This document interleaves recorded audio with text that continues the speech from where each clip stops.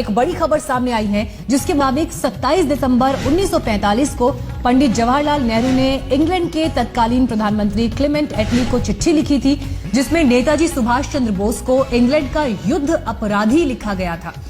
चिट्ठी में लिखा था कि रूस के उस वक्त के शासक स्टालिन ने इंग्लैंड और अमेरिका को धोखा देते हुए नेताजी को रूस में पनाह दी। सूत्रों के मुताबिक ये चिट्ठी नेताजी के विमान हादसे के 4 महीने बाद भेजी गई।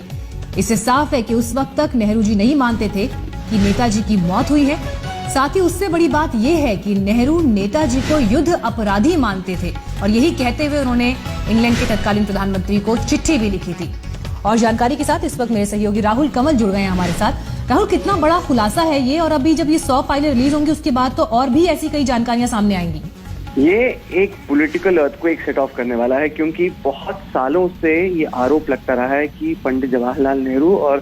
कांग्रेस फैमिली ने, कांग्रेस पार्टी ने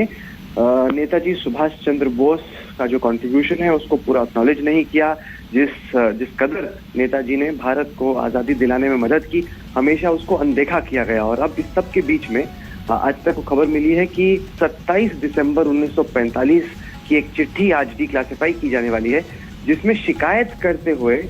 पंडित नेहरू, भारत के पहले प्रधानमंत्री, आजादी से 2 साल पहले की बात है, लिख रहे हैं इंग्लैंड के प्रधानमंत्री क्लेमेंट एटली को, जिसमें वो कह रहे हैं कि वॉर क्रिमिनल सुभाष चंद्र बोस, युद्ध अपराधी, भारत के सबसे महान स्वतंत्रता सेनानियों में से एक सुभाष चंद्र बोस को पंडित नेहरू एक वॉर क्रिमिनल कह रहे हैं, युद्ध अपराधी कह रहे हैं, और कह रहे हैं कि वो रूस में घुस गया है, स्टालिन उसकी मदद कर रहा है, आप इसके बारे में कुछ कीजिए, कुछ कार्रवाई कीजिए, स्टालिन को ऐसा नहीं करना चाहिए था। और नीचे लिखा है योर सिंसियरली जवाहरलाल नेहरू।